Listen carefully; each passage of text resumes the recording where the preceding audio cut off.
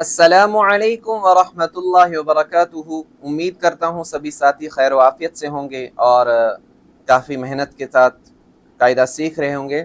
تو خیر، آج کی ہم جو شروعات کرنے جا رہے ہیں وہ تختی نمبر 19 ہے، یعنی کہ تختی نمبر 19 ہم جو پڑھیں گے اس میں کیا ہے وہ آج ہم سیکھیں گے، ٹھیک ہے؟ تو اس کے لیے سب سے پہلے تعوذ اور تسمیہ کے ساتھ ہم شروع کرتے ہیں۔ اعوذ باللہ من الشیطان الرجیم، بسم اللہ الرحمن الرحیم، ٹھیک ہے؟ تو تختی نمبر 19 مد کے قاعدے، ٹھیک ہے؟ مد کیا ہے، کس چیز کو کہتے ہیں؟ تو آپ یہ سمجھ لیجئے کہ قرآن کریم میں بہت ساری جگہ پہ مد لکھی ہوئی نظر آئے گی آپ کو، مطلب جیسے کہ آپ یہاں پہ دیکھ رہے ہوں گے، یہ جو آپ کو دکھ رہا ہے اس کو مد کہتے ہیں، ٹھیک ہے؟ اس کو مد کہتے ہیں، ٹھیک ہے؟ آپ کو قرآن کریم میں بہت ساری جگہ پہ اس طرح سے مد لکھی ہوئی نظر آئے گی، اور بہت ساری جگہ پہ اس طرح کی مد بھی لکھی ہوئی نظر آئے گی، اس طرح کی۔ تو خیر، یہ سب مدیں کیسی ہیں اور کیا ہے، اسی بارے میں ہم آج اس سبق میں جو ہے وہ ہم پڑھیں گے، ٹھیک ہے؟ چلیے جی، شروعات کرتے ہیں ہم تعریفوں کے ساتھ، ٹھیک ہے؟ تو ہم پہلے اپنی تعریفیں اوپر دیکھ لیں گے، اس کے بعد ہم شروع کرتے ہیں۔ تو نمبر 1 تعریف آپ دیکھیے، نمبر 1، حروف مدہ کے بعد حمزہ اسی کلمے میں ہو تو مد متصل ہوگا۔ یہ کیا ہے؟ حروف مدہ کے بعد حمزہ اسی کلمے میں ہو تو مد متصل، مد واجب بامعنی اہم ہوگا۔ یہ جو بریکٹ میں آپ دیکھ رہے ہیں نا، مد واجب بامعنی اہم ہوگا، یعنی کہ حروف مدہ کس کو کہتے ہیں؟ میں نے آپ کو بتایا تھا کہ الف سے پہلے زبر ہو تو الف مدہ ہوگا، یا سے پہلے زیر ہو تو یا مدہ ہوگا، واو ساکن سے پہلے پیش ہو تو واو مدہ ہوگا۔ یہ جو 3 حرف مدہ ہے، اس کے علاوہ میں نے کہا تھا کہ کھڑا زبر کھڑی زیر الٹا پیش، یہ بھی حروف مدہ کے ہی زمرے میں آتے ہیں، ٹھیک ہے؟ تو قرآن کریم میں حروف مدہ کے بعد جہاں کہیں بھی آپ کو حمزہ مل جائے تو اسی کلمے میں لکھا ہوا، یعنی کہ اس کے ساتھ لکھا ہوا، جو اس کے ساتھ جڑا ہوا ہو، تو مد متصل، مد واجب بامعنی اہم ہوگا، یعنی کہ ہمیں وہاں پہ کم سے کم اتنا لمبا اس کو کھینچنا ہے کہ جتنا وقت ہمیں 5 الف کے پڑھنے میں لگے، یعنی کہ جتنا وقت ہمیں 5 الف کو پڑھنے میں لگے گا اتنا وقت کم سے کم اس کو کھینچنا ہے، ٹھیک ہے؟ تو خیر، ہم دیکھتے ہیں اب مد متصل کیا ہے۔ تو آپ کو یہ دکھ رہا ہوگا مد متصل، ٹھیک ہے؟ تو سب سے پہلے میں آپ کو ہجا کر کے بتاتا ہوں کیسے۔ جیم الف مد زبر جا، کیسے؟ جیم الف مد زبر جا، حمزہ زبر ا، جا،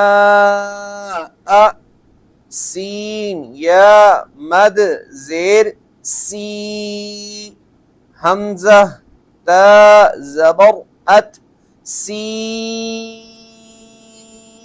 ات، جا، سی ات، سو، ٹھیک ہے؟ تو یہ مد متصل کہلاتا ہے۔ تو اب پڑھ رہے ہیں ہم کیا؟ مد منفصل، یعنی کہ 2 نمبر والا ہم پڑھ رہے ہیں، نمبر 2 کی تعریف۔ حروف مدہ کے بعد اگر حمزہ دوسرے کلمے میں ہو تو مد منفصل مد جائز ہوگا، یعنی کہ حروف مدہ کے بعد جس طرح سے ہم نے پہلے پڑھا تھا کہ حمزہ اسی کلمے میں ہو، تو ہم نے دیکھ لیا حمزہ یہاں پہ اسی کلمے میں ہے، جیسے کہ آپ کو دکھ رہا ہوگا، یہ والا آپ دیکھ رہے ہوں گے، یہیں پہ اسی کلمے میں ہے، حمزہ اسی کلمے میں۔ تو اسی کے برعکس ہم دیکھیں گے کہ جب حمزہ دوسرے کلمے میں ہو تو مد منفصل مد جائز ہوگا، یعنی کہ وہاں پہ ہمیں مد کرنا جو ہے وہ جائز ہے۔ تو وہاں پہ ہم جو ہے مد کو कितना खींचेंगे मद्दे मुनफसिल में, तो वहां पे हम मद्दे मुनफसिल में सिर्फ मद को 3 अलिफ के बकदर खींचेंगे, यानी कि जितना वक्त हमें 3 अलिफ पढ़ने में लग जाता है उतना ही हम उसे खींचेंगे। ठीक है, तो देखते हैं हम मद्दे मुनफसिल। तो ये देखिए आप, मद्दे मुनफसिल, फा या ज़ेर फी, ना माफ कीजिएगा, फा या ज़ेर फी, एक मिनट फिर से माफ कीजिएगा, असल में थोड़ा बहुत मेरा ध्यान भटकने की वजह से 2 मरतबा गलती हो गई। तो फा या मद ज़ेर फी, हमज़ा मीम ज़बर अम, फी अम, रा ज़ेर री, फी अमरी, नून अलिफ ज़बर ना, फी अमरिना। देखिए मुझे जो है हिज्जा जो है इसका इसी तरह से आता है, तो अगर कोई मेरी वीडियो को सुन रहा है और अगर वो मुझे इस्लाह कर सकता है इस बारे में, इस हिज्जा के बारे में, जैसे मैं फ़ा या मद ज़ेर फ़ी पढ़ रहा हूँ, तो अगर किसी को लगता है कि मद को इसमें इस तरह से नहीं पढ़ा जाएगा, जैसे कि फ़ा या मद ज़ेर फ़ी इस तरह से जोड़ नहीं किया जाएगा, अगर किसी को इश्काल है तो वो कमेंट करके मुझे बता सकता है। अदरवाइज आप जिस तरह से मैं आपको पढ़ा रहा हूँ मेरे नज़दीक तो इसी तरह से ठीक है जैसे मैं आपको पढ़ा रहा हूँ। ठीक है, तो खैर आप बेफिक्र हो जाइए कि जब मैं आपको पढ़ा रहा हूँ तो इसी तरह से है। तो लाम अलिफ मद ज़बर ला, हमज़ा काफ ज़ेर इक, ला इक, रा अलिफ ज़बर रा, ला इक रा, हा ज़बर हा, ला इक रा हा, ला इकराह, ला इकराह। ठीक है, इन्ना अंज़लना।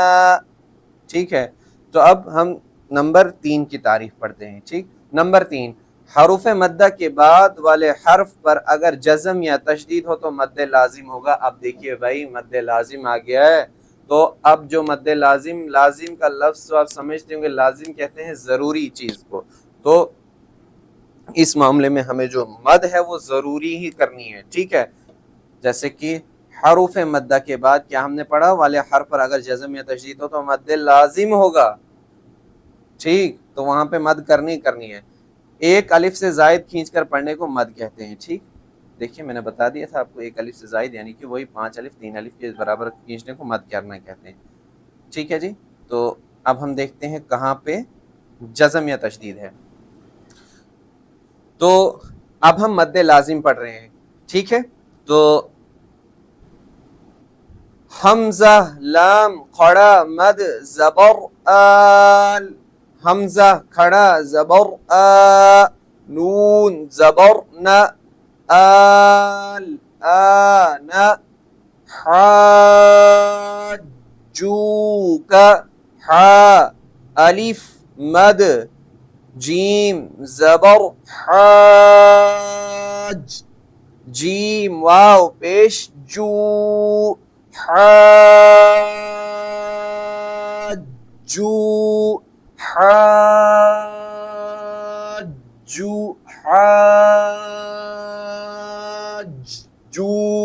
देखिए वहां पे आपको बहुत ध्यान से सुनना होगा, इसीलिए मैं इतना दोहरा रहा हूँ जोर से। हाजूका,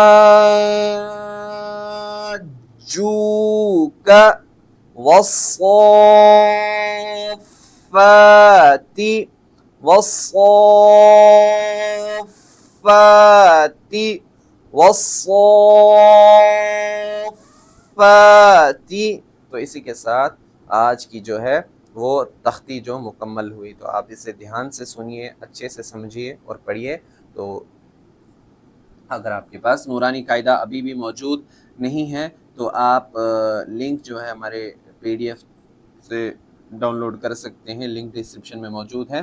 तो उसी के साथ जो है टेलीग्राम चैनल से आप इस नूरानी कायदे की PDF को डाउनलोड कर सकते हैं। तो अगर आपको हमारा काम अच्छा लगता है और आप हमारे साथ इस कार्य खैर में जुड़ना चाहते हैं, हमें सपोर्ट करना चाहते हैं, تو ہمارا UPI ID اور گوگل پے نمبر بھی ڈسکرپشن میں موجود ہے، وہاں سے آپ ہمیں سپورٹ کر سکتے ہیں۔